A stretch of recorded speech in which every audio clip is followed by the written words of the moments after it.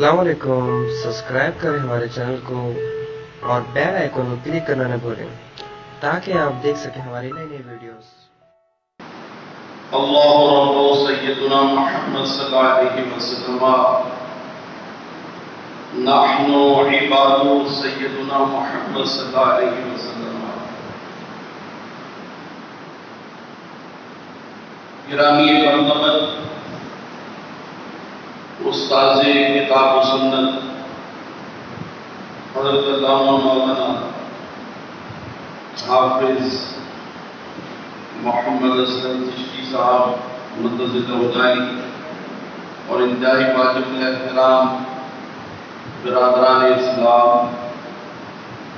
फर्जंदान इस्लाम, ये जो महीना शमसी तकवीर के एतबार से सितंबर का महीना है, तो इस महीने में 6 सितंबर 1965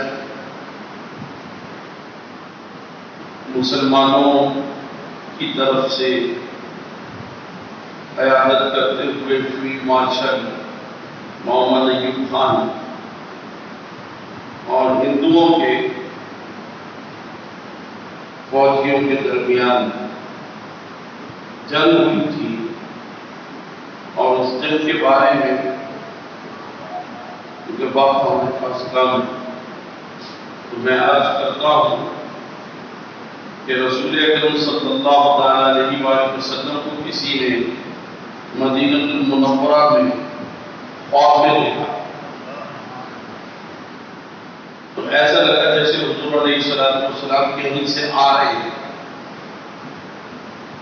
तो पूछा, तो हुज़ूर अलैहिस्सलाम ने फरमाया कि मेरी मोहब्बत में जो मुमलिकत बनी थी पाकिस्तान, वो इस वक्त मुश्किल में है, तो मैं पाकिस्तानी फौजियों की मदद के लिए गया था।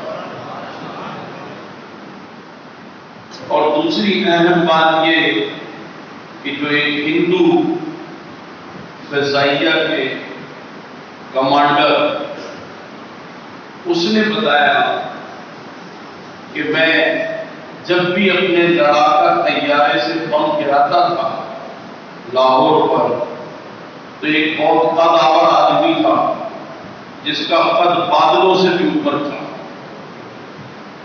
तो वो मैं जब बम फेंकता था तो वो एक लीवर दबाना होता है और बम जो है वो एक पॉकेट पे होते हैं और उसके नीचे जो है क्लोज करने के लिए ट्रे लगी होती है, डोर होता है। तो जैसे ही डोर ओपन होता है और बम नीचे गिरते हैं, वो ऐसे ही पकड़ लेता है और यूं ही पकड़कर उसे रावी के अंदर डुबा देता है। ये बातें, और उसके बारे में अल्लामा अबू दाऊद मोहम्मद सादिक रज़वी रहमतुल्लाह तआला अलैह का कौल था कि ये सिवाय हुजूर दाता गंज बख्श अली हिजवेरी रहमतुल्लाह तआला अलैह के सिवा कोई और नहीं था। वो तो हमारी बहुत सी गलत पॉलिसियां नहीं, वरना हमने बहुत सारे इलाके ले लिए, हमने लेकर वापस कर दिए। तो ये दो जुमले मैंने अर्ज कर दिए 6 सितंबर के हवाले से। वतन के लिए लड़ना ये भी जिहाद है, दीन की खातिर लड़ना ये भी जिहाद है, और जो वतन पर कुर्बान हो जाते हैं वो भी शहीद हैं, और जो दीन के नाम पर मिट जाते हैं वो भी शहीद हैं। इसलिए शहादतें बरहक होती हैं और उसके नताइज बहुत अच्छे और खूबसूरत निकलते हैं। इसीलिए शहीद के बारे में कहा गया कि शहीद जिंदा होता है, क्योंकि जब किसी भी नेकोकार की रूह निकाली जाती है तो वो इल्लीयीन में जाती है, और बदकार की रूह निकाली जाती है तो वो सिज्जीयीन में जाती है।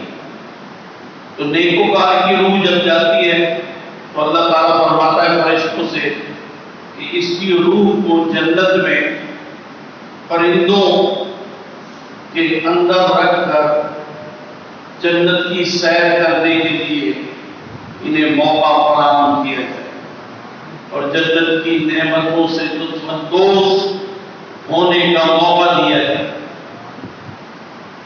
تو یہ روحیں ان پرندوں میں جو سبز رنگ کے ہوتے ہیں ان کے اندر رکھ دی جاتی ہیں. اور بعض روحیں ایسی ہوتی ہیں جو اللہ سے سوال کرتی ہیں کہ اگر جنت میں جو پرندہ ہے اس پرندے کے جسم میں ہم کو رہنا پڑے گا. اللہ فرماتا ہے ہاں. تو وہ روح کہتی ہے کہ یہ پرندے کا جسم زیادہ اچھا ہے یا وہ جسم اچھا ہے جس سے ہم نکالے گئے.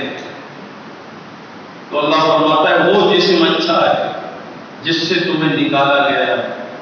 تو پھر روح کہتی ہے کہ ہمیں پرندے کا جسم نہیں چاہیے, ہمیں پرانا جسم چاہیے. تو اسی لیے ولیوں کی روح یہ بھی لوٹا دی جاتی ہے, نبیوں کی روح یہ بھی لوٹا دی جاتی ہے, اور شہیدوں کی روح بھی لوٹا دی جاتی ہے. اور جب یہ لوٹا دی جاتی ہے تو یہی جسم جو ہے وہ ہوتے ہیں جو اللہ نے فرمایا وَلَا تَقُولُوا لِمَن يُقْتَلُ فِي سَبِيلِ اللَّهِ أَمْوَاتٌ بَلْ أَحْيَاءٌ وَلَٰكِن لَّا تَشْعُرُونَ کہ جو اللہ کی راہ میں اپنی جان دے دیں انہیں مردہ نہ کہو بلکہ وہ زندہ ہیں, تم ان کی زندگی کا شعور نہیں رکھتے. یہاں بولنے پہ پابندی, اور ایک مقام پر فرمایا وَلَا تَحْسَبَنَّ الَّذِينَ قُتِلُوا کہ ان کے بارے میں مردہ ہونے کا گمان بھی نہ کرنا. زبان سے بولنے پر بھی پابندی اور سوچنے پر, فکر کرنے پر, اس پر بھی پابندی اللہ تعالیٰ نے. تو اس سے شہید کے مقام اور مرتبے کا بھی اندازہ ہو جاتا ہے. 7 ستمبر بڑی اہم تاریخ ہے. 1974 جو گزر گیا, بہت سے لوگ جن کی پیدائش بھی نہیں ہوگی 1974 کی, کیونکہ تقریباً 26 سال 20ویں صدی کے اور یہ 20 سال 21ویں صدی کے, تو یہ کتنا ہو گئے 46 سال. تو جن کی عمریں کم ہیں وہ ظاہر جانتے بھی نہیں کہ کیا ہوگا. ہندوستان جب متحدہ ہندوستان کہلاتا تھا تو اس زمانے میں انگریزوں نے بڑی کوشش کی کہ مسلمانوں کے جو معاملات ہیں ان معاملات سے ان کو ہٹانے کی کوشش کی جائے, لیکن مسلمان اپنے معاملات میں بڑے سچے اور پکے ثابت ہوئے, اور یہاں تک کہ گورنمنٹ کی ملازمت سے ڈسمس بھی کر دیا. تو انگریز نے سوچا ہوگا کہ یہ جب تنخواہ نہیں ملے گی, بھوکا مرے گا, تو ہمارے پاس واپس آئے گا. جو اقبال نے بھی کہا, شاعر مشرق نے, کہ یہ فاقہ کش جو موت سے ڈرتا نہیں ذرا, روح محمد اس کے بدن سے نکال دو, فکر عرب کو دے کر فرنگی تخیلات, اسلام کو حجاز و یمن سے نکال دو. یہ انگریز کا تصور تھا کہ انگریز یہ چاہتا, لیکن ایسا جو ہے وہ نہیں ہوا. ٹھیک ہے نا, لڑانے کی بڑی کوشش کی مسلمانوں کو آپس میں. تو اقبال نے کہا کہ ہو حلقہ یارا تو پریشم کی طرح نرم, رسم حق و باطل ہو تو فولاد مبین. ٹھیک ہے. اور پھر بہت سی باتیں پیارے آقا علیہ الصلوۃ والسلام کی شان اقدس میں توحید کا ارتکاب جو ہندوؤں نے کیا راجپال نے، نتھو رام نے، تو ان کی حوصلہ افزائی بھی انگریزوں نے کی تھی. اس پر بھی اقبال نے بڑی پیاری بات کی تھی کہ قوت عشق سے ہر پست کو بالا کر دے اور دہر میں عشق محمد سے اجالا کر دے. تو یہ یعنی نام پر قربان ہو جانے والے تھے مسلمان، ان کا معاملہ ہی. اور پھر کیا خوبصورت بات کی تھی اقبال نے کہ خیمہ افلاک کا ایستادہ اسی نام سے ہے، نبض ہستی تپش آمادہ اسی نام سے. یہ نام کوئی کام بگڑنے نہیں دیتا، بگڑے بھی سب بنا دیتا ہے نام محمد صلی اللہ علیہ وسلم. تو بہرحال ان کی اپنی پالیسی تھی انگریزوں کی، مسلمانوں کو کئی اعتبار سے وہ دبانا، شکست دینا چاہتے تھے، کامیاب نہیں. پھر انہوں نے جب 1857 کی جدوجہد آزادی، جسے جنگ آزادی بھی کہتے ہیں، بعض اس کو غدر بھی کہتے ہیں، لیکن ایک مسلمانوں کے لیڈر، بلکہ میں یہ کہوں کہ نام نہاد لیڈر سر سید احمد خان، انہوں نے اس کو غدر لکھا اور غدر پہ کتاب لکھ کر اس زمانے میں 500 روپیہ انعام انگریز گورنمنٹ نے ان کو دیا اور 20 روپے انہیں اس بات کے ملتے تھے کہ جب وہ کسی عالم دین کے دروازے تک انگریز کو لے جاتے تھے، انگریز فوجی سپاہیوں کو، جرنیل، اور کہتے تھے 1857 کی جنگ آزادی میں لڑنے والا مسلمان عالم دین جس نے اپنے مسجد کی نمازیوں کو بھی لڑوایا تھا وہ یہاں رہتا ہے. تو جب اسے پکڑ لیتے تھے انگریز تو ان کو 20 روپے ملتے. باقاعدہ انہوں نے اپنے خود نوشت میں ایک مقام پر لکھا ہے کہ میں گھر آ کر تالی پیٹ کر اماں کو بتاتا تھا کہ مولوی ایسے گڑ گڑا رہا تھا، مولوی ایسے رو رہا تھا اور بڑا مزہ ہے اور مجھے تو 20 روپے مل گئے. یہ مخبری کرتے تھے. پولیس کے ٹاؤن میں تنہا سر سید احمد خان تنہا مسلمانوں کو پکڑوانے والا خبیث. ہمارے یہاں اس کے نام سے سر سید یونیورسٹی بھی بنتی ہے اور ہمارے یہاں اس کے نام سے سر سید ٹاؤن بھی ہے. اس شخص کی بات آئی تو 2 جملے اور عرض کر دوں تاکہ واضح ہو جائے. اس کو بعض لوگ ریفارمر بھی کہتے ہیں، مصلح، کہ وہ مسلمانوں کا لیڈر تھا، ریفارمر، تعلیمی میدان میں بڑا کام کیا. ایک اینگلو اورینٹل محمدن کالج علی گڑھ میں اس نے بنایا تھا. اس کے لیے چندہ بھی کیا، اپنی جیب سے کچھ کام نہیں کیا، چندے سے کام ہوا. جیسے آج بھی چندے سے ہی کام ہوتا ہے اور وہاں فیسیں لگتی ہیں. سر سید یونیورسٹی آپ کے قریب، ٹھیک ہے نا، یہاں سے میرا خیال ہے بمشکل 2 کلومیٹر کے فاصلے میں ہوگی. ٹھیک ہے، وہاں جتنے سیمسٹر ہوتے کمپیوٹر پروگرامنگ کے وہ فری ہوتے ہیں، پیسے لیتے ہیں. تو پھر کیا وجہ ہے کہ جب پیسے لیتے ہیں تو زید نظامی اور ذاکر علی خان کو لوگ تعلیمی رہنما کیوں کہتے ہیں؟ تو تعلیمی رہنما کیسے؟ ڈاکٹر ایف یو بقائی وہ سپر ہائی وے کے اوپر بقائی یونیورسٹی بناتا ہے اور وہاں لمبی چوڑی فیس لیتا ہے، لوگ اس کو بھی تعلیمی رہنما کہتے ہیں. یہ کیا بات ہے؟ آپ ذرا غور کریں اس بات میں. اور فری میں دین کی خدمت اور لوگوں کی خدمت جو کرتا ہے اس مولوی کو مذہبی رہنما نہیں مانتے ہو. جو فری میں خدمت کر رہا ہے، ذرا غور فرمائیں، مولوی فری میں خدمت کر رہا ہے تو اسے مذہبی رہنما نہیں کہتے، اور جو تعلیم کی فیس لیتا ہے لوگ اسے تعلیمی رہنما کہتے ہیں. اتنی عجیب بات. بہرحال نے کہ اس نے اسے چندے سے بنایا کالج کو، اور ہندوؤں سے بھی چندہ لیا اور مسلمانوں سے بھی لیا، اور پھر اس نے ایک مسلمان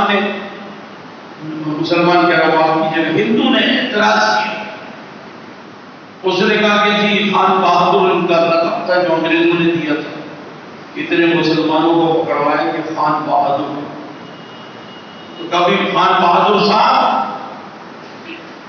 آپ پیسے بٹور کے کہیں حج پہ تو نہیں چلے جائیں گے؟ کیونکہ مسلمان پیسے جمع کرتا ہے تو کہتا بس حج پر جانا ہے، کہ اس زمانے کی یعنی تہذیب اور ثقافت کی عکاسی کے لیے جملہ، ہندو کو بھی پتا تھا کہ مسلمان پیسے جمع کر کے حویلی نہیں بناتا، محل نہیں بناتا، پیسے جمع کر کے شادیاں نہیں کرتا، شادی بھی سادگی سے ہوتی تھی، اب تو پیسے جمع کر کے شادی کی جاتی ہے، تو مسلمان جب بھی پیسے جمع کرے گا تو سفر حرمین طیبین کے لیے جمع کرے گا، تو کہا تم حج پہ نکل جاؤ گے؟ تو سر سید احمد خان نے کہا کہ نہیں میں حج پہ نہیں جاؤں گا، اس کالے کوٹھے میں کیا رکھا ہے جسے میں دیکھنے کے لیے کہوں؟ ہاں بھائی آپ لوگ بتائیں کیا رکھا ہے؟ کعبہ معظمہ میں کیا رکھا ہے؟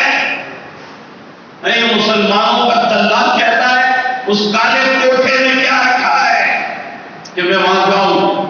انکار کیا ویسے، اور کہنے لگا کہ میں مسلمانوں کو ہندوؤں کو ایک آنکھ سے دیکھتا ہوں، ایک آنکھ سے دیکھنے والا ون نیشن تھیوری پر ہی یقین رکھتا ہے، بلا وجہ لوگوں نے ٹو نیشن تھیوری سر سید احمد خان کے نام کر دی، دو قومی نظریہ جو ہے وہ حضرت مجدد الثانی سے شروع ہوا اور اعلیٰ حضرت پہ ختم ہو گیا، اعلیٰ حضرت امام احمد رضا بریلوی رحمۃ اللہ ہے، انہوں نے پیش کیا دو قومی نظریہ، سر سید احمد خان نے نہیں پیش کیا تھا، یہ باقاعدہ تاریخ کی کتاب میں موجود ہے، تو وہ کہتا ہے کہ میں تو ایک آنکھ سے دیکھتا ہوں، اب جو ایک آنکھ سے ہندو اور مسلمانوں کو دیکھنا چاہتا ہے وہ دو قومی نظریہ کیسے بیان کرے گا؟ پھر کیا بولا اسے نے کہا روز آخرت اللہ سے لڑائی لڑوں گا کہ مجھے ہندوستان میں پیدا کیا تھا تو مجھے ایک آنکھ کیوں نہیں دی؟ جو گاڑے دجال کی ایک آنکھ مانگ رہا ہے، بول رہا ہے ایک آنکھ ہونے کو، بالات میں لکھا ہے کہ میری ایک آنکھ ہونی چاہیے تھی جب میں ہندوستان میں پیدا ہوا، یہ دوسری آنکھ کیوں دی اللہ نے؟ اللہ پر اعتراض کیوں دی؟ اللہ پر اعتراض ہے اس طرح کی بات، بہرحال ہمارا یہ مضمون نہیں ہے، اس لیے مضمون جب کبھی ہو تو اس کے حوالے سے بات ہوگی، ویسے اس پر میری ایک کتاب موجود ہے۔ سر سید احمد خان جیسے اور بھی لوگ تھے، ڈپٹی نذیر احمد یہ بھی مخبر تھے مسلمانوں کے، شبلی نعمانی یہ بھی مخبر تھے مسلمانوں کے، الطاف حسین حالی یہ بھی مخبر تھے مسلمانوں کے، مولوی سرکار اللہ خان یہ بھی مخبر تھے، رشید احمد گنگوہی ان کی یعنی غداری کی وجہ سے ہم 1857 کی جنگ آزادی ہار گئے، قاسم نانوتوی انہوں نے غداری کی، حافظ سامن انہوں نے غداری کی، ٹھیک ہے نہیں؟ ہر جگہ سراج الدولہ اور میر جا کر ہوتے ہیں دونوں ساتھ ساتھ، اور ٹیپو سلطان اور میر صادق بھی ہوتے ہیں۔ بہرحال اس اعتبار سے جو بات میں عرض کر رہا ہوں، تو ایک اور شخص تھا، اس کا نام تھا غلام مرتضیٰ، وہ بھی یہ کام بہت کرتا تھا۔ تو اس نے انگریز نے کیا کیا، بہت غور سے سننے کی بات ہے، اور ایک ایک لفظ جو میں کہہ رہا ہوں مسجد میں بیٹھ کر اس کا میں ذمہ دار ہوں، ٹھیک ہے، میں اس کا ذمہ دار ہوں، اس کو ثابت کرنے کا بھی ذمہ دار ہوں، میں ثابت نہ کر سکوں تو میرا نام ہے، ٹھیک ہے، میں اگر ثابت نہ کر سکوں تو میں منہ مانگا انعام دوں گا، میں اگر ثابت نہ کر سکوں تو میں میں آپ کے نام اسٹامپ پیپر پر دے دوں گا اگر میں ثابت نہ کر سکوں. مجھے آپ اپنا غلام بنا لیجیے گا, نوکر رکھ لیجیے گا, اور فری کا نوکر رکھ لیجیے گا. آپ کے باتھروم میں لوٹا رکھوں گا آپ کے لیے. اتنی بڑی بات ہے اگر ثابت نہ کر. تو انگریز نے سر جیمز واٹ وائسرائے کا اسسٹنٹ تھا, یہ گیا دارالعلوم دیوبند. وہاں جا کر اس نے کہا کہ آپ کو قرآن اور حدیث پڑھانے کے کتنے پیسے ملتے ہیں؟ 6 روپے. اس نے کہا ہم 2 صفر لگا دیں, 600 روپے مہینہ دیں. پھر آپ بتائیے کیا پڑھانا ہے, کہاں جانا ہے؟ کہ جانا کہیں نہیں ہے, یہیں پہ رہنا ہے. کہ پڑھانا کیا ہے؟ جو پڑھا رہا ہے یہی پڑھانا ہے. تو قاسم نانوتوی نے کہا کسی کے پڑھانے کے تو پیسے ملتے ہیں, 6 روپے مہینہ ملتا ہے, آپ 600 دیں گے تو کوئی اور خدمت لیں گے. نہیں, بھائی یہی پڑھاؤ. 6 روپے میں صحیح پڑھاتے ہو, 600 روپے میں غلط پڑھاؤ. بات آئی سمجھ میں؟ یہی قرآن پڑھاؤ. 6 روپے میں صحیح ترجمہ پڑھاتے ہو, 600 روپے دیں گے غلط ترجمہ پڑھا دو. حدیث یہی پڑھاؤ, بخاری اور مسلم. 6 روپے میں تم صحیح حدیث پڑھاتے ہو, 600 روپے میں غلط پڑھا دو, اس کا غلط ترجمہ کر دو. یہ ہمارا مقصد ہے. تعلقات میں بے تکلفی آتی چلی گئی. پھر ایک دن انگریزوں نے کہا کہ تمہارے رسول آخری رسول ہے. قاسم نانوتوی نے کہا کہ آخری رسول. کہ اگر کسی اور رسول کی گنجائش سے نکل آئے, کہ نہیں ممکن نہیں, کوشش کرو, تھوڑی سی کوشش کرو, گنجائش ہے نا. جیسے کہتے ہیں مسجد بھری ہوئی ہے, تھوڑی سی کوشش کریں, ذرا سا آپ کھسک جائیں, وہ بھی کھسک جائیں گے, وہ بھی کھسک, ایک آدمی کی گنجائش ہو جائے گی, ہے نا. گنجائش کرنے میں کنڈکٹر بڑا ماہر ہوتا ہے. بھری ہوئی بس میں گنجائش نکالتا رہتا ہے, لوگ چڑھتے رہتے ہیں, گنجائش نکلتی رہتی ہے. ٹھیک ہے. اس لیے یہ گنجائش کا جو لفظ ہے نا, ترجمہ کی بڑا غلط. اعلیٰ حضرت نے ترجمہ کیا تھا ساری کتاب بفری, وہ بلند رتبہ کتاب جس میں شک کی جگہ ہی ہے. جیسے کنڈکٹر بولتے جگہ نہیں, بس اسٹاپ کا لوگ پڑھیں یا گنجائش نکالو, جگہ ہی نہیں, گنجائش نہیں, جگہ ہی نہیں, بات ختم ہوگی. That's all. تو یہ جو لوگ گنجائش والی بات کرتے ہیں اس میں پھر خطرہ پیدا ہو جاتا ہے کہ پھر گنجائش نکل آئے. بعض لوگوں نے سالے کی کتاب اتارے کافی کے ترجمے میں بھی گنجائش والا ترجمہ کیا ہے. تو جب انگریز سر جیمز واٹ نے کہا تو اس نے قاسم نانوتوی صاحب نے کہا اچھا میں کوشش کرتا ہوں. پھر انہوں نے تہذیب الناس کی. اس تہذیب الناس کتاب میں انہوں نے ایک جملہ لکھا, اگر بالفرض محال آج کوئی نبی آ جائے تو خاتمیت محمدی میں فرق نہیں آئے گا. یہ جملہ لکھا. کل عمران خان صاحب کراچی میں تھے, 1200 ارب روپے کا ایک لولی پاپ لیا کراچی والوں کو دینے کے لیے, ہے نا. 1200 ارب روپے کا پیکیج. تو خیر اب کل ان کے سامنے کوئی یہ کہہ دیتا کہ اگر بالفرض محال ایک اور وزیر اعظم پاکستان کراچی میں موجود ہو, عمران خان کے وزارت عظمیٰ میں فرق نہیں آئے گا, آپ کیا کہتے ہیں؟ آئے گا کہ نہیں آئے گا؟ آئے گا. صدر مملکت عارف علوی کے ہوتے ہوئے ایک اور صدر مملکت آ جائے تو عارف علوی کے صدارت پاکستان میں فرق آئے گا کہ نہیں آئے گا؟ آئے گا نا. تو ایک عجیب جملہ لکھا ہے, اسی کی گرفت کی تھی علماء حرمین طیبین اور کافر قرار دیا تھا قاسم نانوتوی کو. اعلیٰ حضرت نے حسان الحرمین میں قاسم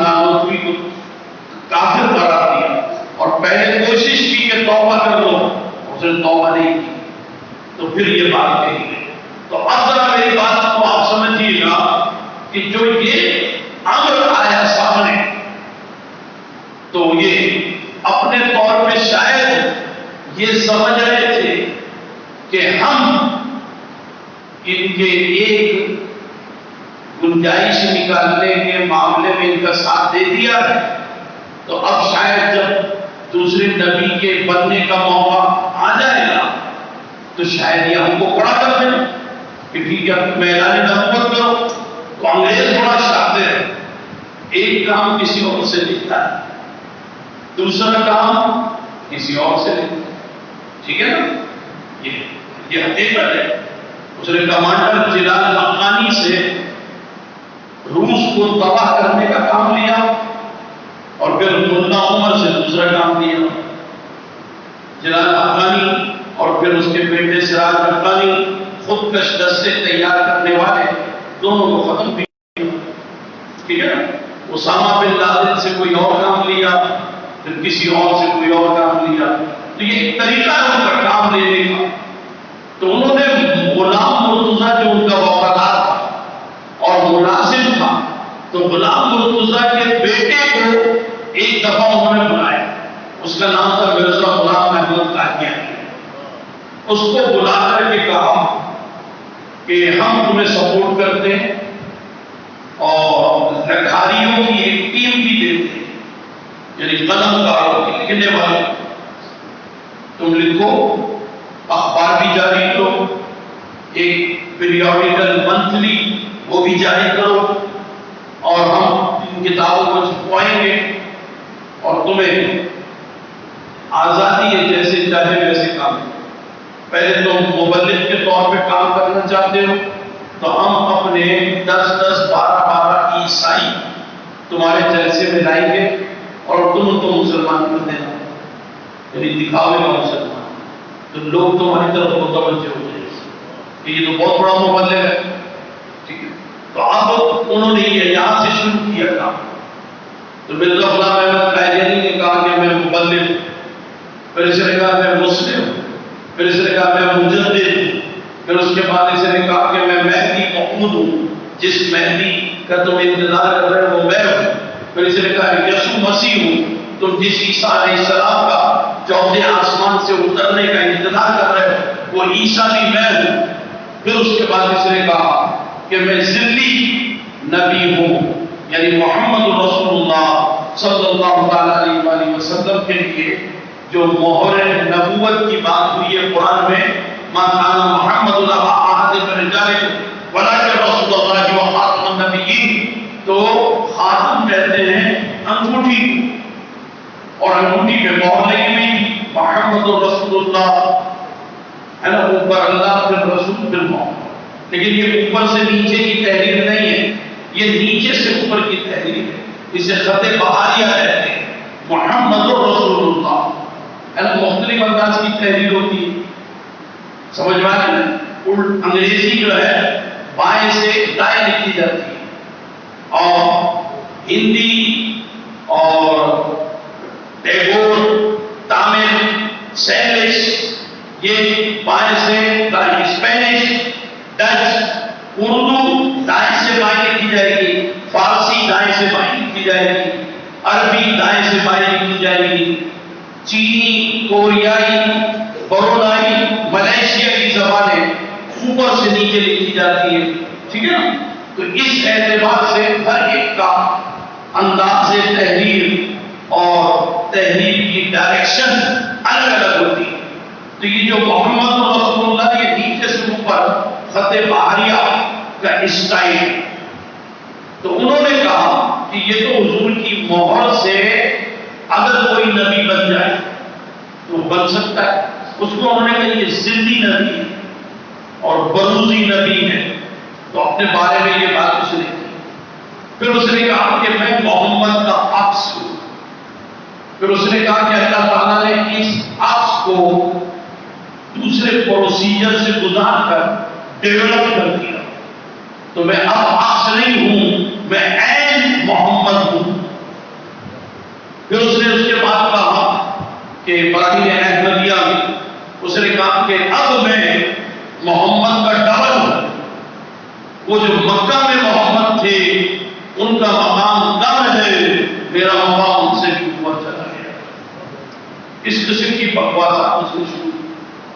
اس نے کہا تم کیا سمجھتے ہو کہ اللہ تعالیٰ نے 3 ہی جنس پیدا کیے، مرد عورت اور مرد اور عورت کے درمیان میں خسرا ہجڑا. اس نے کہا ایک 4تھی جنس بھی ہے، وہ میں ہوں. وہ میں ہوں.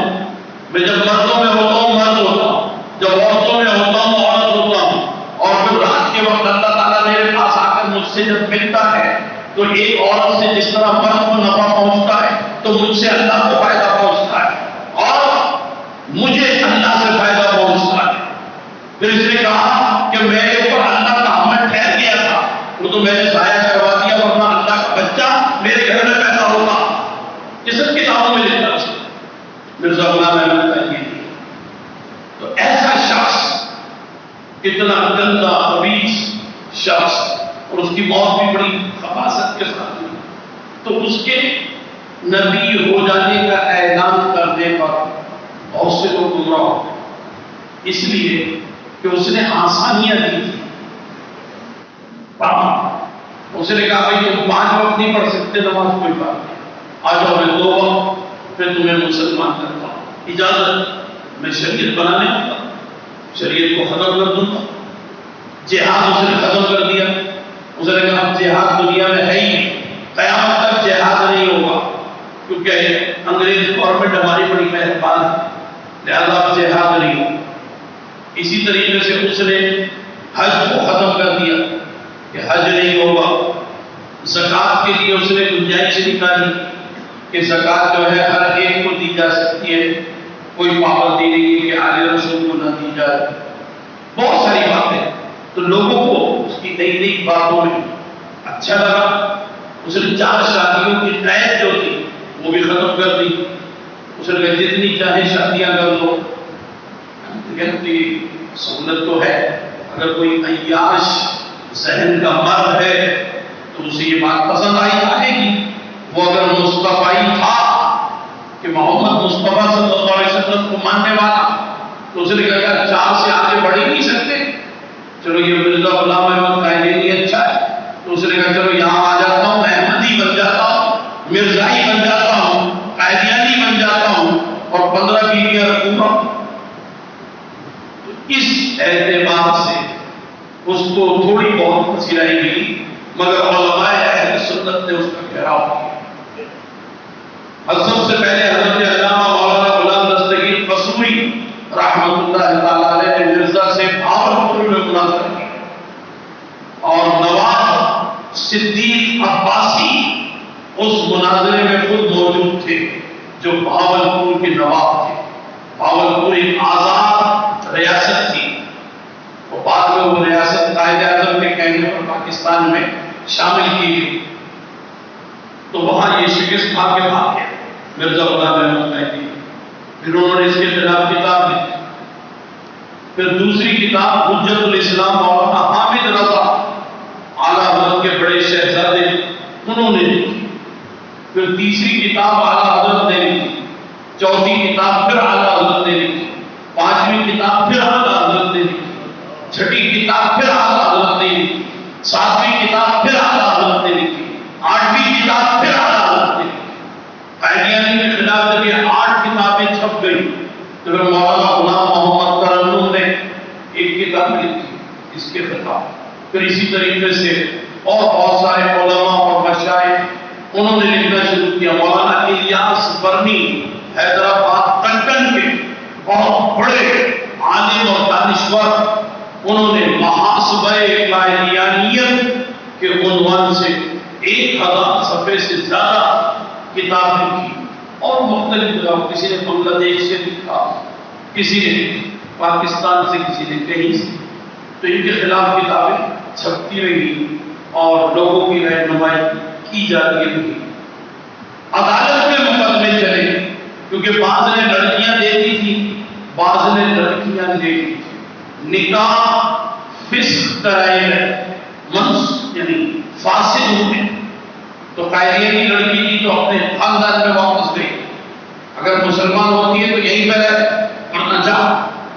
اسی طرح مسلمان لڑکی اگر قائدیانیوں کے آتی تو اس کو خاص طور پر لے لیا گیا. ایسا نہ ہو کہ یہ ساری زندگی قائدیانی لڑکے اس کے ساتھ زنا ہی کرتی رہے گی. نکاح تو ہوگا ہی نہیں, نکاح کے بغیر رہنا کیسا زنا ہے. یہ معاملات ہندوستان میں رہے اور پھر پاکستان کی تحریک چلی, اس کے لیے کوششیں کی جانے لگی اور ساتھ ساتھ سازشیں بھی ہونے لگی. ایک طرف کوشش ہوتی تھی, ایک طرف سازش ہوتی تھی.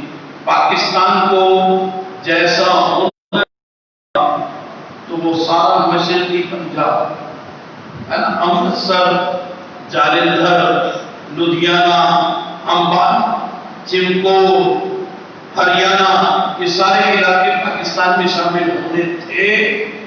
یہ کاٹ دیے. کیوں کاٹے؟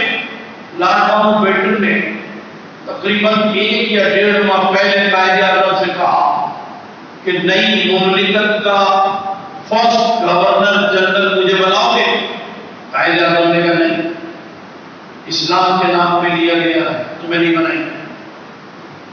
تو اس نے نہرو سے پوچھا کہ انڈیا کا فرسٹ گورنر جنرل ہمیں بناؤ گے؟ نہرو نے کہا بنا لیں. اس نے کہا ٹھیک, پھر ہم تمہاری مدد کریں گے سر.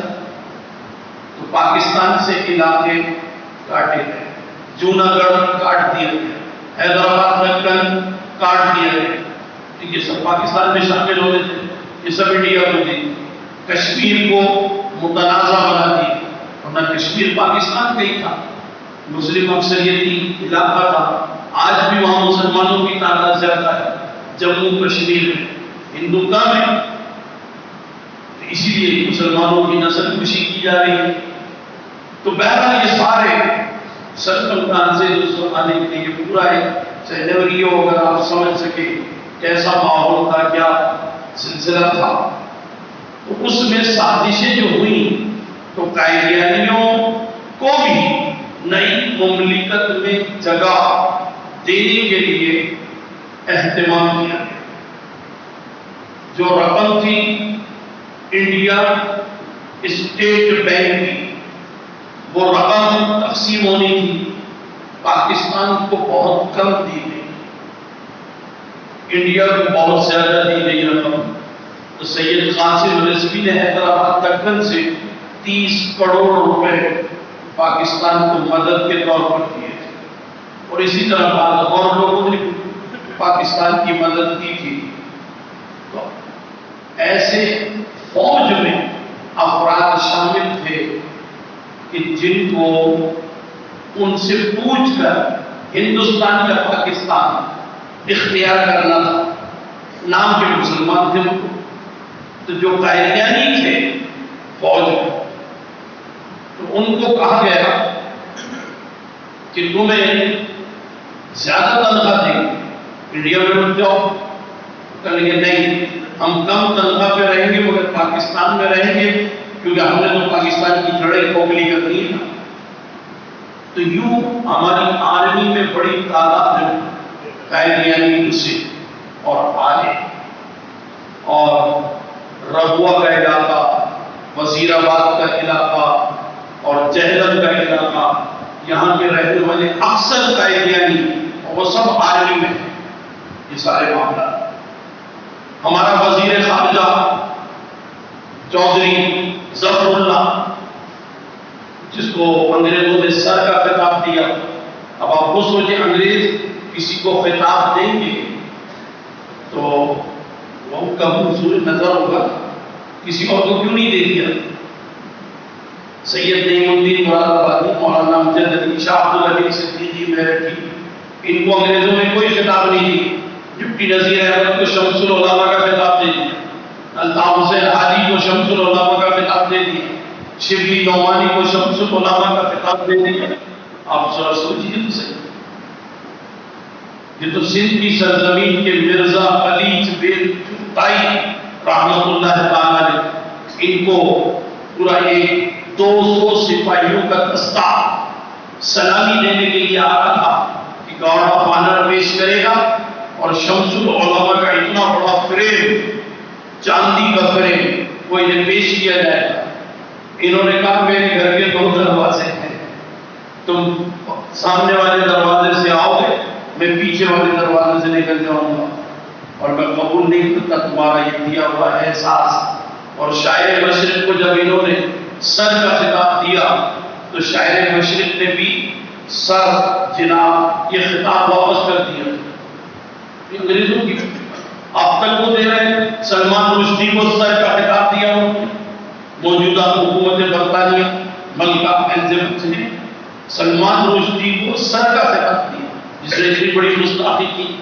تو اس سے انگریز کا مزاج کا اور القابات دینے کا جو معیار ہے وہ پتہ چل جاتا ہے. بہرحال تو پاکستان ایسی قسمہ پرسی کے عالم میں بنا، بڑی مشکل کے ساتھ وہ حالات رہے، ان حالات کو بڑی مشکل سے گزارا گیا. اگر اتنا بڑا حال تھا کسی جگہ کا تو اس کے اندر جو ہے پردے لگائے گئے، کناتیں لگائی گئی کہ ایک کمرہ الگ کر دو. کمرہ بنانے کے لیے پلائی ان کے پاس نہیں تھی، پاکستان کے پاس. ٹھیک ہے بھائی ایسے کر دو، ادھر منیجر بیٹھا ہے، ایسے کر دو ادھر اسٹیلو ٹیکٹسٹ بیٹھا ہے، ادھر فلاں بیٹھا ہے. یہ جو پینے ہوتی ہیں اور جو پیپر کے اوپر ہم لگاتے ہیں یہ پینے نہیں تھی ہمارے پاس. تو باقاعدہ دفتر جانے سے پہلے لوگ نیک تھے، فجر کی نماز پڑھتے تھے، فجر پڑھی اور یہ ماڈرن کوارٹر بنے تھے تو ماڈرن کوارٹر کے آس پاس جھاڑیاں تھیں. جمشید روڈ پر فجر کی نماز پڑھی اور جمشید روڈ کی جھاڑیوں سے ببول کے کانٹے چن کر کلر رومال میں لپیٹ کے لے کے جاتا. آفیسر ہے تو بھی لے کے جاتا تھا کیونکہ اب 4-5 پیپر ہو گئے تو پیپر کیسے سنبھالے. تو ببول کا کانٹا لگا کر آن پن کی جگہ اسے استعمال کیا جاتا تھا. پاکستان کے پاس اتنے وسائل بھی نہیں تھے. یہ کیفیت میں ہمارے بزرگوں نے، ہمارے افسران نے ایسا وقت گزارا ہے. یہ بات ان کو ہمیشہ یاد رکھیے کہ جو اتنی قربانیاں دے کر اب ہمیں اتنے وسائل دے گئے ہیں، اللہ اکبر، کہ صرف ایک ایئر لائن جو ہے ہماری پی آئی اے، اس کے پاس 60 جنرل منیجر رکھنے کی گنجائش ہے لیکن اس کے 400 رکھے ہوئے ہیں. اور ایک پی آئی اے کا جو جی ایم ہوتا ہے کسی بھی ملک کو سنبھالتا ہے، کراچی سے سڈنی کوئی پرواز نہیں ہے لیکن سڈنی میں ہمارا ایک دفتر کھلا ہوا ہے. 6 لاکھ روپے اس کی تنخواہ ہے مہینے کی. ایک گاڑی بیوی بچوں کے لیے الگ ہے، اس کے لیے الگ ہے. 2000 کا اس کا بنگلہ ملا ہوا ہے آسٹریلیا میں، اور یہاں سے کوئی پرواز بھی نہیں. تو کیا بزنس کر کے دے رہا ہو؟ وہ تو پی آئی اے کو نقصان کر کے دے رہا ہے. موریشس کوئی پرواز نہیں ہے، سینٹ لوئس کوئی جہاز نہیں جاتا پاکستان کا، لیکن وہاں پہ بھی ہمارا ایک جی ایم بیٹھا ہوا بلاول. تو یہی وجہ ہے کہ یہ حج اور عمرے میں جو ٹکٹ مہنگا کرتے ہیں اسی لیے مہنگا کرتے ہیں. اور ابھی سر پہ پڑی لاک ڈاؤن میں تو کراچی سے اسلام آباد کا ٹکٹ 22,000 روپے کا تھا، وہ اسلام آباد کا ٹکٹ 6,000 روپے میں کر دیا گیا. 6,000 میں کیا تو ٹرین کا ٹکٹ مہنگا تھا، سلیپر میں جائیں تو 7,000 روپے کی بکنگ ہو رہی تھی اور ہوائی جہاز سے چلے جائیں تو 6,000 روپے. تو معلوم یہ ہوگا کہ گنجائش ہوتی ہے ان کے پاس، بس یہ اپنی عیاشیوں کے لیے کرتے ہیں. تو پہلے زمانے کے جو لوگ تھے بڑے نیک و دیانتدار. تو پاکستان بن جانے کے بعد جھوٹ بولنے کا یاد رکھیے تصور نہیں تھا، کوئی ضرورت نہیں تھی. جیسے کوئی کچھ بولے نا اسے یقین کرتے تھے کہ یہ سچ بول رہا ہے، کوئی قسم کھلوانے کی بھی ضرورت نہیں تھی. یہ کیفیت تھی لوگوں کے یقین کی. تو ایسے زمانے میں بتدریج لوگوں نے مختلف بڑے بڑے مقام پر جہاں یعنی پلینر بیٹھتے اور وہاں انہوں نے قائدیانی آ کر کے ایڈجسٹ ہوئے. نواب مشتاق احمد گورمانی نے ایک کتاب لکھی تھی سیاسی حوالے سے، تو اس کتاب میں بھی انہوں نے کئی قائدیانیوں کا ذکر کیا ہے. کہ کئی قائدیانی انہوں نے ذکر بھی کہ یہ قوم کیا ہے، ٹھیک وہ یہ پوسٹ ان کو دے دی۔ اس زمانے میں جتنے بھی سی ایس پی افسر آئے وہ ڈائریکٹ ان کو جو ہے وہ مقام دے دیا گیا۔ اور پھر اس کے بعد 1953 میں قائدیانیوں کے خلاف تحریک تھی۔ سب سے پہلا جلسہ حضرت صاحبزادہ سید فیض الحسن شاہ صاحب آلو بہار شریف رحمت اللہ تعالی علیہ وہ کر رہے تھے۔ وہاں اچانک جو ہے ایک شخص نے سوال کر دیا، اس نے کہا کہ یہ جو آپ کہتے ہیں کہ رسول اکرم صلی اللہ علیہ وآلہ وسلم خاتم النبیین ہیں، تو زمانے تو بہت سے ہیں اور عالم بھی بہت سے ہیں، تو یہ زمین کے اوپر خاتم النبیین ہے یا زمین کے نیچے جو دوسری دنیا ہے وہاں پر خاتم النبیین ہے؟ یہ کن لوگوں کے لیے خاتم النبیین ہے؟ کیونکہ ہر جگہ الگ ہے، تو انہوں نے بتایا یہ ہر جگہ کے لیے خاتم النبیین ہے۔ تو اس نے پھر اعتراض کر دیا، تو مسلمانوں نے اس کو مارا پکڑ کے، تو اس کی وجہ سے فساد پیدا ہو گیا۔ اگلے دن وہ کئی قائدیانیوں کو لے کر آیا اور جن لڑکوں نے اس کو مارا ان سب کو اس نے جواب میں مارا، ٹھیک ہے۔ پھر دوسرا جلسہ ناوال میں، وہاں یہی فساد ہوا۔ پھر گجرانوالہ میں، پھر اور علاقوں میں مجلس احرار، انہوں نے علامہ فیض الحسن شاہ صاحب رحمۃ اللہ علیہ کا ساتھ دیا۔ علامہ عنایت اللہ مشرقی کی بنائی ہوئی مجلس احرار تھی، تو مجلس احرار کے لوگوں نے ان کا ساتھ دیا۔ پھر بعد میں جمعیت علماء پاکستان، انہوں نے ساتھ دیا۔ پھر یہ تحریک عروج پر پہنچی، اتنی عروج پر پہنچی کہ مسجد وزیر خان لاہور میں، جہاں حضرت علامہ ابوالحسن قادری رحمۃ اللہ علیہ خطیب ہوتے تھے اور یہ اعلیٰ حضرت کے خلیفہ تھے، اور ان کے والد علامہ سید دیدار علی شاہ صاحب الوری رحمۃ اللہ علیہ وہ بھی اعلیٰ حضرت کے خلیفہ تھے، وہ اس مسجد کو بنانے والے تھے۔ وہاں مسجد پر جب فائرنگ ہوئی ہے تو محب الدین نام کا ایک جنرل تھا فوج کا، لاہور شہر آرمی کے حوالے کر دیا گیا تھا، مارشل لگ چکا تھا 1953 میں۔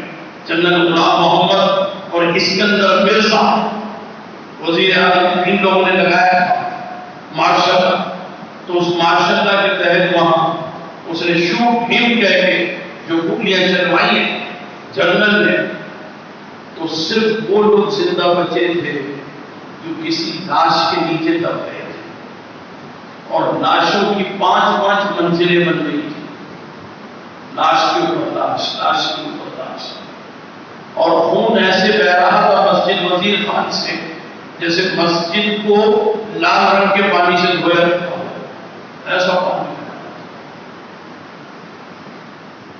حضرت مرد مومن مرد قاضی علامہ عبدالستار خان نیازی رحمت اللہ تعالی علیہ، ان کو حضرت مولانا محمد بخش مسلم رحمت اللہ تعالی علیہ، مسلم مسجد جو کہ اگر آپ دادا دربار سے موچی گیٹ کی طرف جا رہے ہوں لاہور میں تو بائیں ہاتھ کے اوپر مسلم مسجد آتی ہے، بڑی شاندار ہو گئی پہلے چھوٹی مسجد تھی، تو مسلم مسجد میں یہ چلے گئے، علامہ ابوالحسن قادری دیا، وہاں کی تقریر جاری تھی، تو آرمی جو ہے وہ ٹینک اور توپوں کے ساتھ لاہور شہر میں گشت کر رہی تھی، مسجد کے مینارے پہ لاؤڈ بندے ہوئے تھے، اور وہاں سے کہا جاتا تھا کہ قائدیانی مرتد ہے، قائدیانی کافر ہے، جو ان کو کافر نہ مانے وہ بھی کافر ہے، اور جو ان کی حمایت کرے وہ بھی کافر ہے۔ تو ایک فوجی نے باقاعدہ توپ کا گولا نشانہ دے کر مسجد کے مینار کو اڑا دیا، توپ کے گولے سے اڑا دیا، تو اس سے لاؤڈ اسپیکر بھی خاموش ہو گئے، وہ بھی اڑ گئے۔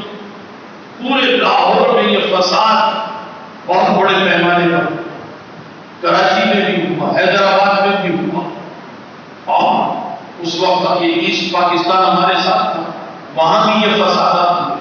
تو 1953 میں مجموعی طور پر 25,000 افراد مسلمانوں کے شہید قائدیانیوں میں سے.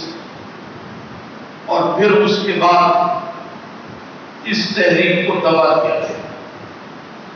کچھ وعدے کر لیے حکومت نے اور پھر وہ وعدے پورے نہیں کیے گئے. یہ بھی معاملات رہے. خواجہ ناصر الدین صاحب کو استعمال کیا گیا. اسپیکر قومی اسمبلی مولوی تمیز الدین خان کو استعمال کیا گیا. ایسے نیک لوگوں کی بے عزتی کروائی گئی. یہ سارے معاملات وغیرہ میں تفصیل میں نہیں جاتا، وقت کم ہے ہمارے پاس. 1974 میں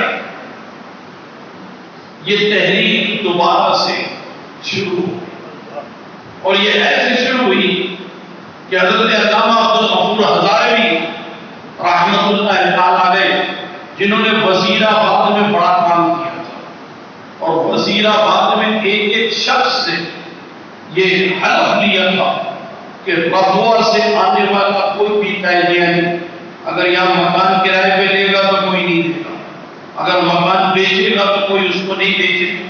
لہذا یہاں پر سب پکے مسلمان رہے. انہی مسلمانوں کی اولاد میں سے وہ غازی عبد الرحمن عامر چیمہ شہید بھی ہے نا، وہ وزیر آباد میں ہی رہنے والا تھا کہ جس نے جو ہے وہ یورپ میں ایک استاد رسول کو کیفر کردار تک پہنچایا. بہرحال تو یہاں ربوہ کے اسٹیشن پہ ٹرین رکتی تھی. چند قائدیانی ٹرین پہ آئے. انجمن طلبہ اسلام کے لڑکے بیٹھے تھے تو ان کو انہوں نے مارا پیٹا. 2-4 کو خنجر مار دیے اور وہ قائدیانی لڑکے بھاگ رہے. یہ خبر پھیلی. پھر اس کے بعد یونیورسٹیز میں طلبہ جو ہیں انہوں نے ان کے خلاف ایکشن لینے کے لیے مطالبہ شروع کر دیا اور یہ مطالبہ کافی بڑا، بہت تیزی سے آگے بڑھا اور تقریباً 22 دن کے لیے میں خود اس تحریک میں جیل میں رہا. حافظ محمد نبی شہید وہ ہمارے ساتھ جیل میں رہے. آگے نیم طیب صاحب وہ بھی گرفتار ہوئے، ہمارے ساتھ رہے. قاری رضا مصطفیٰ عازمی صاحب گرفتار ہوئے، ہمارے ساتھ رہے. صوفی ایاز خان نیازی، امان اللہ خان نیازی، یہ سب ہمارے ساتھ رہے. رفیق قادری مرحوم ہمارے ساتھ رہے، جیل میں رہے. تو یہ تحریک جو ہے 1974 کی، یہ میری آنکھوں دیکھی تحریک ہے.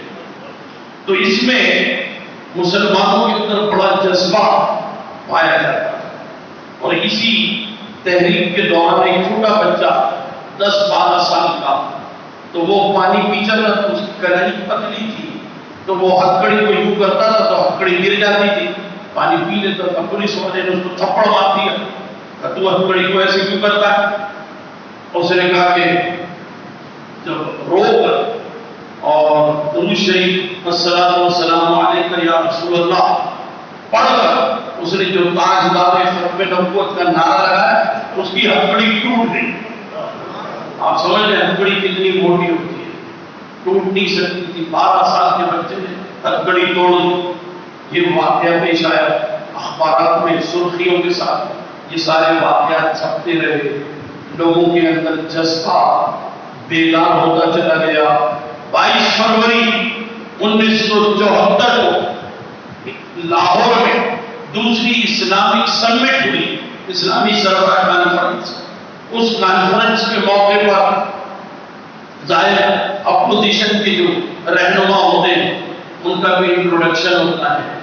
تو وزیر اعظم ہمارے ذوالفقار علی بھٹو صاحب انہوں نے انٹروڈکشن کروایا. تو جب انٹروڈکشن ہو رہا تھا مختلف لوگوں کا، مفتی محمود بھی تھے اور میاں طفیل محمد بھی تھے، مودودی بھی اور محمد شاہ احمد نورانی بھی.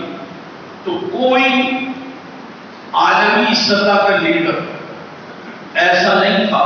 سوئی کارنو آئے تھے، مہاتیر محمد بھی آئے تھے، آپ کے ایدی امین بھی تھے، توفوا بلیوا بھی تھے، یاسر عرفات انور السادات بھی تھے، کرنل قذافی بھی تھے، شاہ فیصل بھی تھے، مجیب الرحمان بھی تھے، ٹھیک ہے نا؟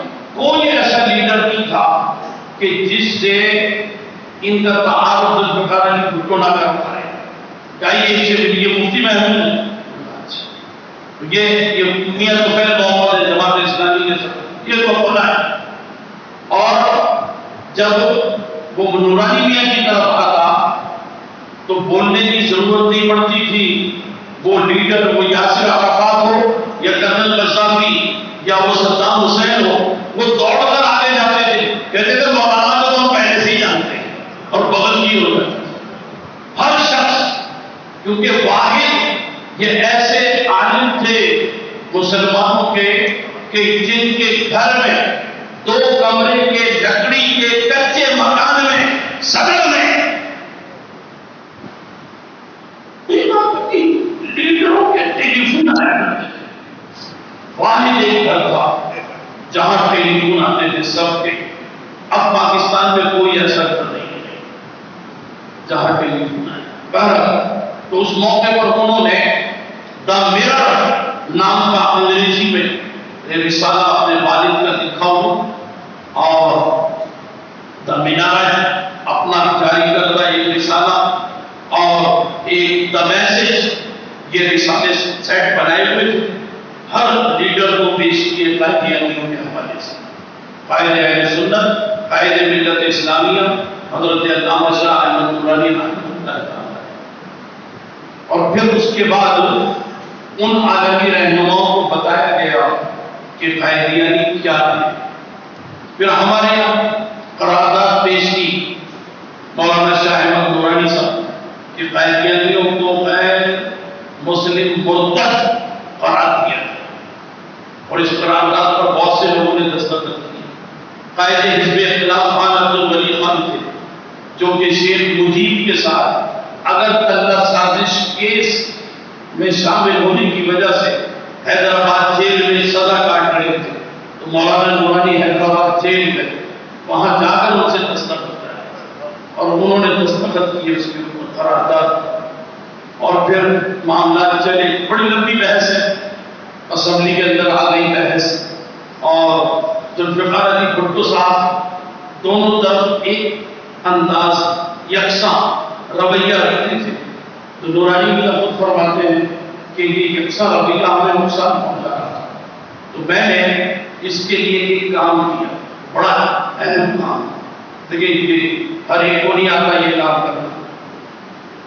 اسمبلی کا اجلاس ابھی شروع نہیں ہوا تو انہوں نے اس کو بلایا مرزا ناصر احمد. مرزا ناصر احمد آئے، نورانی بھی نے کہا کہ یہ قائد ایوان ہے وزیر اعظم پاکستان ذوالفقار علی بھٹو صاحب، ان کے بارے میں آپ کیا کہیں گے، ان کا اسلامی اسٹیٹس کیا ہے؟ تو مرزا ناصر نے کافر ہے. تو ذوالفقار علی بھٹو کو بڑا غصہ ہے، اسے مٹھیاں بیچ لی، ڈیسک کے اوپر ایسے مکہ مارا کہ میں اس کا بھی منہ توڑ دوں گا. تو نورانی میاں نے ٹھنڈا کیا، کہیں کوئی فائدہ نہیں ہوگا، اس نے اپنا عقیدہ بیان کیا. تو ذوالفقار علی بھٹو نے پوچھا یعنی یہ اپنے سوا کسی کو مسلمان نہیں سمجھتے؟ کہا بالکل نہیں سمجھتے. جو قائدیان میں ہے گرداسپور میں وہ مسلمان ہے، جو ربوہ میں ہے یہ مسلمان ہے. باقی دنیا کی جو 1 ارب کی آبادی 100 کروڑ جو مسلمان ہے وہ ان کے نزدیک مسلمان نہیں ہے. تو پھر اس کا رویہ بدل گیا بھٹو کا. اس نے پھر پہلے سے ہی طے کر لیا تھا کہ اب تو میں ان کی مٹی پلیت کر دوں یا ان کو مسلمان نہیں مانتے. تو اس اعتبار سے پھر جو چلی تاریخ میں یہ باتیں درج ہے. 6 ستمبر 1974 کو مرزا ناصر احمد نے کہا میں کل ان الزامات کا جو آج لگائے گئے تھے جواب دوں گا. مفتی محمود نے کہا کہ مرزا صاحب کل کیوں جواب دیں گے، آج ہی دے دیجیے، ابھی تو وقت ہے. اور یہ بات طے ہو گئی ہے کہ اسمبلی کی کارروائی اگر 24 گھنٹے بھی چلے گی تو چلائی جائے گی؟ آپ آج ہی جواب دے دیجیے. تو مرزا ناصر احمد نے پلٹ کر جواب دیا تھا کہ مفتی صاحب خاموش بیٹھے رہیے، یہ آپ کے بزرگوں کا کھڑا کیا ہوا شاخسانہ ہے. شاخسانہ جھگڑے کو کہتے ہیں. آپ کے بزرگوں کا شاخسانہ ہے جو کہ میرے دادا نے بھوگتا ہے. قاسم نانوتوی نے دروازہ ٹوٹا تھا نبوت کا، بند دروازہ کھولا، نقب لگائی، اور پھر انگریزوں نے میرے دادا کو نبی بنا کے کھڑا کر دیا. تو سارا جھگڑا تمہارے بزرگوں نے کیا ہے. تو مفتی محمود صاحب کرسی پہ بیٹھے ہوئے تھے، تو پیٹ ان کا بہت بڑا تھا. طاہر اشرفی کا دیکھا نا اپنے لاہور پہ جو، تو وہ ایسے جھکتے. تو علامہ عبدالمصطفیٰ الازہری رحمۃ اللہ تعالیٰ نے فرمایا کہ مفتی صاحب کون سی لعنت کا تاؤ آپ کے گلے میں پڑ گیا جس کے بدن سے آپ کی گردن جھک گئی. بہرحال یہ سب باتیں ہوئی. چلا گیا. اگلے دن آئے اسمبلی کا ہاتھ کھچا کر بھرا ہوا، پریس گیلری اوپر ہوتی ہے ایسے، پریس گیلری بھری ہوئی، دنیا بھر کے سارے پریس رپورٹرز آئے ہوئے تھے. اسپیشلی درخواست دے کر کہ پاکستان میں اسرائیلی صحافی کو داخل ہونے کی اجازت نہیں دی گئی تھی، تو وہ اسرائیلی صحافی جو ہے وہ لبنان کا پاسپورٹ بنوا کر پاکستان میں آئے، اس کو پھر جگہ ملی اسرائیلی رپورٹر کو بھی. سب دنیا بھر کے رپورٹر آئے ہوئے تھے، پاکستان کے لوکل بھی تھے. تو وہاں کاروائی شروع ہونے والی تھی. قورم بھی پورا تھا، 7 افراد نہیں تھے اسمبلی میں. ایک مولانا شاہد نورانی صاحب، علامہ عبدالمصطفیٰ الازہری صاحب، مولانا سید محمد علی رضوی صاحب، خطیب پاکستان مولانا شفیع البارٹی صاحب، اور مولانا محمد ذاکر جنگ شریف والے وہ نہیں تھے، اور علامہ محمود شاہ گجراتی گجرات کے وہ موجود نہیں تھے، اور سینیٹر مفتی ظفر علی نعمانی صاحب یہ موجود نہیں تھے. یہ کہاں تھے؟ قومی اسمبلی کی جب سینیٹ کے ساتھ کارروائی ہوتی ہے اس کو پارلیمنٹ کہتے ہیں. تو پارلیمنٹ کے اجلاس کے شروع ہونے سے پہلے ہی یہ قومی اسمبلی کے باہر کیفیٹیریا، اس کیفیٹیریا میں 2 جانمازیں بچھی ہوتی تھی، تو لوگ وہاں نماز پڑھتے تھے. قومی اسمبلی کے سارے ممبر نماز بھی نہیں پڑھتے تھے. مسجد وہاں بنی نہیں تھی. یہ مسجد بھی جو ہے حاجی حبیب طیب صاحب نے وزیر اعظم محمد خان جونیجو سے کہہ کر بنوائی تھی، جو مسجد اسلام آباد میں قومی اسمبلی کے باہر بنی. تو خیر، تو یہ سارے جو غیر حاضر تھے وہ یہاں صفوں پر بیٹھے تھے اور یہاں دعا کر رہے تھے، اور دعا کر رہے تھے کہ اے اللہ ہم اس مقدمے کو یہاں تک لا سکتے تھے، ہم نے یہاں تک پہنچا دیا. اب ہم یہ چاہتے ہیں کہ تیرے پیارے محبوب علیہ السلام کے ختم نبوت کا کوئی معجزہ آج ظاہر ہو جائے، اور ان کی ریشہ روانیاں اور ان کی شر انگیزیاں اور ان کی مکاریاں یہ سب ہمیشہ کے لیے ختم ہو جائیں. آج کسی طریقے سے یہ کام ہوتا ہے. رو رو کر یہ دعا کرتے تھے. مولانا نورانی دعا کر رہے، سب کی داڑھی آنسوؤں سے تر. صبح کا وقت تھا اور سورج کی کرنیں پڑ رہی تھی، تو آنسو کے قطرے چمک رہے تھے موتیوں کی طرح. رو رو کے دعا کر رہے تھے کہ بس آج کوئی معجزہ ہو. دیکھنے والے نے دیکھا کہ ایک لمحے کے لیے یہ صفوں پر بیٹھے ہوئے 7 افراد، تو تھوڑی دیر میں ایسا لگا کہ 7 افراد جو ہیں ان کے اوپر کوئی گنبد خضرا سے روشنی آئی اور ان کے اوپر چھا گئی. اور مولانا سید محمد علی رضوی حیدرآباد والے ممبر قومی اسمبلی تھے رحمۃ اللہ تعالیٰ، ان کا وصال ہو گیا. تو انہوں نے کہا کہ چلیے حضرت صاحب اٹھیے، کام ہو گیا. پھر یہ لوگ اسمبلی میں پہنچے اور پھر کارروائی کا آغاز ہوا، قرآن مجید کی تلاوت ہوئی اور کارروائی شروع ہوئی۔ مولانا شاہ احمد نورانی صاحب نے 2 شعر قصیدہ بردا شریف کے پڑھے تلاوت کے بعد۔ اب اس کو اسپیکر نے کہا کہ مسٹر ناصر، یہ قائد مرزا کا پوتا ہے، مرزا غلام احمد قائدیانی، اس کا جو بیٹا تھا اس کا نام تھا بشیر الدین محمود، اس کا یہ پوتا تھا ناصر احمد، ناصر احمد کا بیٹا تھا مرزا طاہر احمد، جو کہ ڈاکٹر اشرف جیلانی صاحب سے مناظرے میں شکست کھا چکا تھا۔ پھر طاہر احمد کا بیٹا ہے مرزا مسرور احمد، جو ابھی لندن میں بیٹھا ہوا ہے۔ یہ مرزا غلام احمد قائدیانی کی 5ویں نسل۔ تو وہ مرزا ناصر جو ہے اس کو کہا آپ جواب دیجیے کل کی بات جو پہلے کی۔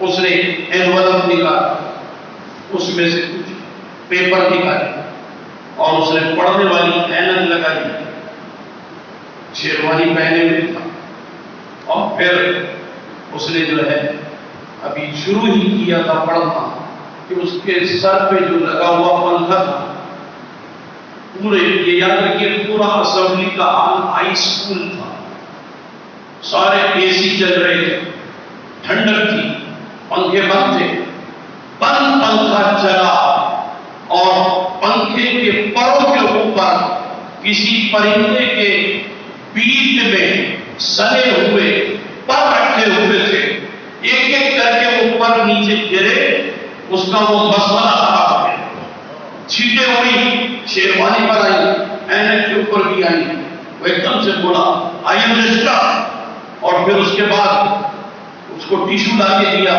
اس نے اینک صاف کی، اس نے پانی مانگا، پانی دیا، کھڑے کھڑے اس نے پانی پیا، اپنا محضر نامہ دوبارہ لفافے میں ڈالا اور کھڑا ہو گیا اور جانے لگا۔ اسپیکر نے آواز دی، اصول بھی یہی 3 مرتبہ آواز کہ مسٹر ناصر آپ جواب نہیں دیں گے، مسٹر ناصر آپ جواب نہیں دیں گے، مسٹر ناصر آپ جواب نہیں دیں گے۔ لگا کہ اس کی زبان گنگ ہو، بولنے سے فاصل ہو، دروازہ کھولا اس نے اسمبلی کا اور باہر نکلا۔ جب وہ باہر چلا گیا تو سب جیبیں گوئیاں کرنے لگے۔ اسپیکر نے قائد ایوان سے اجازت دی کہ میں قائد ایوان محترم جناب Zulfikar Ali Bhutto, prime minister of Pakistan, ان سے اجازت لیتا ہوں کہ اگر وہ اجازت دے تو مولانا شاہ احمد نورانی کی پیش کردہ قرارداد پر میں اپنی رولنگ دے دوں۔ تو ذوالفقار علی بھٹو صاحب نے اجازت دی باقاعدہ۔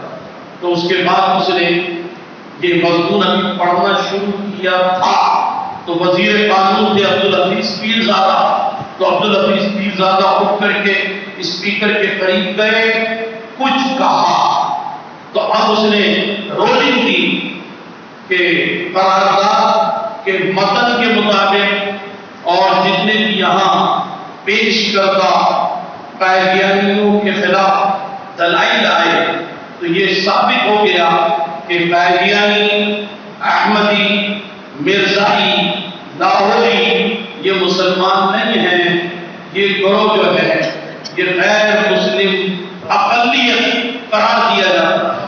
قرارداد میں لکھا تھا غیر مسلم مرتد، عبدالحفیظ پیرزادہ نے مرتد کو کٹوا کر اقلیت کروا دیا کہ اقلیت ہوں گے تو اقلیت کے حقوق ملیں گے۔ اگر مرتد ہونے کا اعلان ہو جاتا تو میں سمجھتا ہوں 1 ہفتہ لگتا اور ایک ایک قائدیانی کو پاکستان کے مسلمان قتل کرتے، کیونکہ مرتد کو واجب القتل ہوتا ہے۔ تو وہ عبدالحفیظ پیرزادہ نے یہ شروع چھوڑ دیا، تو یہ غیر مسلم اقلیت۔ تو یہ ہے 7 ستمبر 1974 کی بڑی اہم تحریک، ہمارے ایمان کو بچایا۔ علماء اہل سنت نے ہمارے ایمان کو بچایا، ورنہ پتہ نہیں آج ہم کہاں ہو۔ اور دیکھیں ابھی آپ کو اندازہ ہو جائے گا کہ اب جو فتنے مسلسل سامنے آ رہے ہیں، پیارے آقا علیہ السلام نے جب فرمایا تو صحابہ کو یہ بات یقین نہیں ہوتی تھی کہ حضور نے فرمایا کہ جیسے ہار ٹوٹ جائے تو ہار کے موتی نکلتے چلے جاتے ہیں. یعنی ایک موتی نکلا، آپ نے بھی اسے پکڑنا چاہا تو دوسرا نکل گیا، تو دوسرے کو پکڑ نہیں سکے تو تیسرا نکل گیا. بالکل یہی صورتحال اس وقت فتنوں کی بھی ہے، آپ کے سامنے آ رہے ہیں بے در پہ. کہیں اہل بیت اطہار کو برا بلا کہا جا رہا ہے، وہ ناسبین، اور کہیں صحابہ کرام کو برا بلا کہا جا رہا ہے، یہ رافضین ہے. اہل تشیع صحابہ کرام کی شان میں گستاخی کر رہے ہیں. مسلسل فتنوں پر فتنے آ رہے ہیں. ان فتنوں سے بچنے کی جو سب سے واضح اور سب سے روشن ترکیب ہے، پہلو ہے، وہ تو یہ ہے کہ آپ تھوڑا بہت دین کا علم حاصل کریں. شارٹ کورس، میں نہیں کہتا 8 سال درس نظامی کریں. خلافت راشدہ کیا ہے؟ کیا خلافت راشدہ اللہ کی طرف سے؟ یہ جو خلفائے راشدین آئے تھے یہ اللہ کی طرف سے تھے؟ یہ رسول اللہ علیہ السلام کے جو خلافہ تھے یہ کون تھے؟ اس پر زیادہ نہیں، ایک 5 روز کا کورس ہو سکتا ہے، 1 سے 1.5 گھنٹے کا. سوال ہو تو سوال کا جواب بھی دیا جا سکتا ہے. ہم نے اس پہ پیپر ورک بھی کیا ہوا ہے. اسی طریقے سے ختم نبوت کیا ہے؟ ختم نبوت سے متعلق قرآن آیات کی تفسیر ہو سکتی ہے. ختم نبوت دور تفسیر، ختم نبوت دور حدیث، فقہا کے اقوال، اقوال دیکھ لیجیے، اب سمجھ لیجیے، اس سے باریک بینی کا پتہ چل جائے گا. امام اعظم ابو حنیفہ رضی اللہ تعالی عنہ، ان سے کسی نے پوچھا کہ فلاں شخص نے نبوت کا دعویٰ کیا تو آپ کیا فرماتے ہیں؟ میں جا کر اس سے کوئی نشانی معلوم کروں نبوت کی؟ تو امام اعظم ابو حنیفہ رحمۃ اللہ کے غصے میں آ گئے، یعنی کہ خبردار، توبہ کرو، تم نے نیت بھی کیسے کر لی؟ خبردار، جانا تو دور کی بات کا، تم نے بھی نیت کی ہے جانے کی، تم نشانی مانگو گے تو کیا اللہ کے رسول کے فرمان میں شک ہے کہ انا خاتم النبی لا نبی بعدی، میں آخری نبی ہوں، میرے بعد کوئی نبی نہیں ہے؟ جب یہ فرما دیا ہے ہی نہیں تو پھر کیا ہے؟ پھر کیسے نشانی مانگنے جا رہے؟ اس سے توبہ کروائی امام اعظم، اس سے کلمہ پڑھوایا دوبارہ کہ تو کافر ہو گیا، اتنی سی بات سوچی کافر ہو گیا کہ کسی سے نشانی مانگنے لگا، تو یعنی فرمان رسول پر شک ہے. تو یہ بات بڑی ہے. تو ختم نبوت پر بھی کورس ہونا چاہیے. پھر اس کی مرزا کی کہانی خود اس کی اپنی زبانی، یہ ہمارا ایک خاص عنوان ہوتا ہے جو میں نے اس کے کچھ عقائد بیان کیے، یہ بیان کیے جائیں تو لوگوں کو پتہ چلے گا کہ یہ کیسا اندر سے خود سے باطن رکھنے والا شخص تھا. پھر یہ بات کہ جو اسلام میں بیعت و خلافت کا تصور کیا ہے، یہ بھی بڑا اہم کورس ہے. تھوڑا سا اس پر بھی کچھ وقت لگایا جائے. اسلامی آداب زندگی، کھانے کے آداب، پینے کے آداب، کھانا شروع کرنے کی دعا، کھانا ختم کرنے کی دعا، بیت الخلا جانے کی دعا، باہر آنے کی دعا، آئینہ دیکھنے کی دعا، مسجد میں قدم رکھنے کی دعا، مسجد سے باہر جانے کی دعا، ٹھیک ہے، صبح شام کی دعا. یہ اسلامی آداب زندگی میں شامل ہے. راستے کا کہ راستہ کبھی نہ روکا جائے، ٹھیک ہے، اور بہت سارے اس میں حقوق العباد آ جاتے ہیں. اسلامی آداب زندگی میں حقوق العباد، اسی اور بہت ساری چیزیں.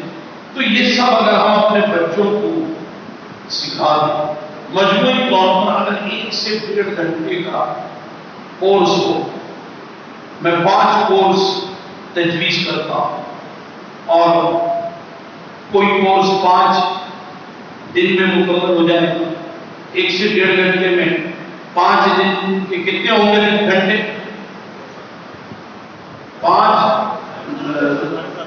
7.5 دوسرے کورس کے بھی اتنے لگا، تیسرے کورس کے بھی اتنے لگا، تو 7.5 کو 5 سے ضرب دے دیں، تو 5 کورسوں کے بعد اگر اس نے اور سنا ہے، پڑھا ہے، تو میں گارنٹی دوں گا کہ ایک بڑا عالم دین جس نے 8 سال درس نظامی میں چند گھنٹوں کا شاید، کیونکہ اسے آپ نے سمجھا دیا ہے آسان پیرائی میں کہ دین کیا ہے، تو وہ سیکھ لے اور وہ سمجھ لے۔ تو یہ سب سے اہم امر تو یہی ہے۔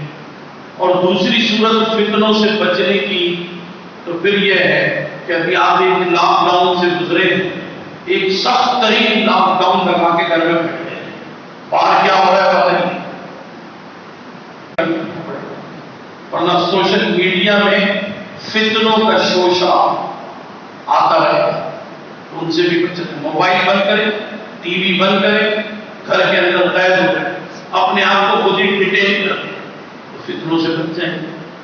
خیر یہ میں نے چند باتیں عرض کی، اب آخری بات وہ جو میں عرض کر رہا تھا کہ تقی جعفر نے عاشورہ محرم میں ایک عجیب بات کی، حضرت ابو سفیان رضی اللہ عنہ اور حضرت امیر معاویہ رضی اللہ عنہ ان کو گالیاں دی، لعن طعن کی، اور ان کو کہا ہے کہ یہ جہنم میں ہے، نعوذ باللہ من ذالک۔ تو محمود احمد سب انسپکٹر جس کی موجودگی میں پریڈی تھانے کا وہ سب انسپکٹر ایس ایچ او ہے، تو اس کی موجودگی میں یہ سارا کام ہوا، اس نے خود سنا، تو اپنی مدعیت میں اس نے ایف آئی آر کٹوا لی تاکہ سنی جو احتجاج کریں گے تو احتجاج میں ذرا ہلکا پن آ جائے، کڑواہٹ ختم ہو جائے، لولی پاپ دے دیتے ہیں ان کو، یہ لولی پاپ چوسیں گے،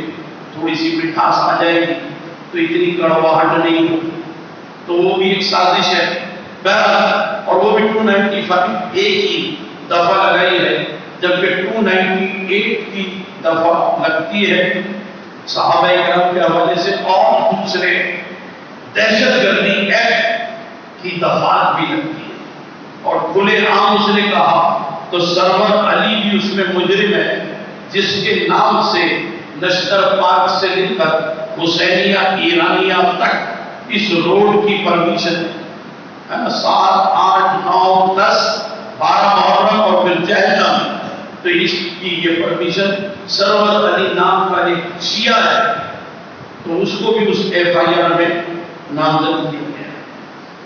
علماء اہل سنت نے پہلے مرحلے پر اس ضمن میں وزیر اعلیٰ سے ملاقات کی، ان کو توجہ دلائی، اور عاشورے سے پہلے گورنر سندھ سے ملاقات کی تھی ہم نے، ان کو توجہ دلائی تھی کہ ایسا ہو سکتا ہے۔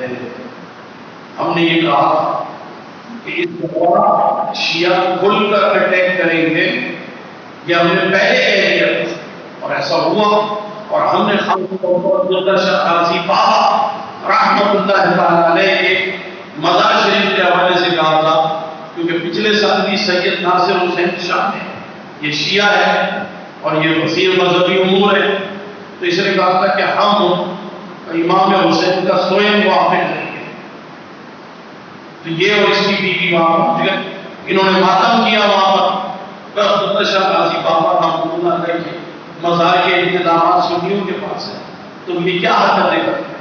لال شاہ عباس قلندر پہ یہ قبضہ کر چکے ہیں، سیور شریف میں، بھٹ شاہ میں شاہ عبداللطیف بھٹائی رحمۃ اللہ علیہ کے مزار پہ قبضہ کر چکے ہیں، اور ابھی نوری بابا پر قبضہ کرنے کا پورا پروگرام بنا چکے ہیں۔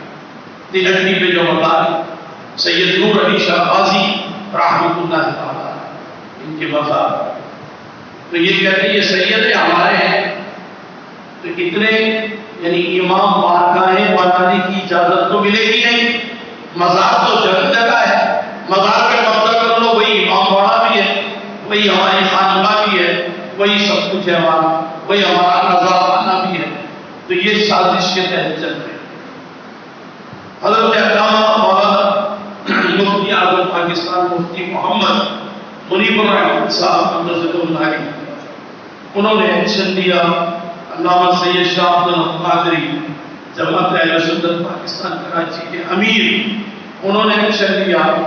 دوسرے علماء ہیں مولانا کوکب نورانی اور قدری، تو سب نے مل جل کر 12 سپٹمبر بروز ہفتہ صبح 10 بجے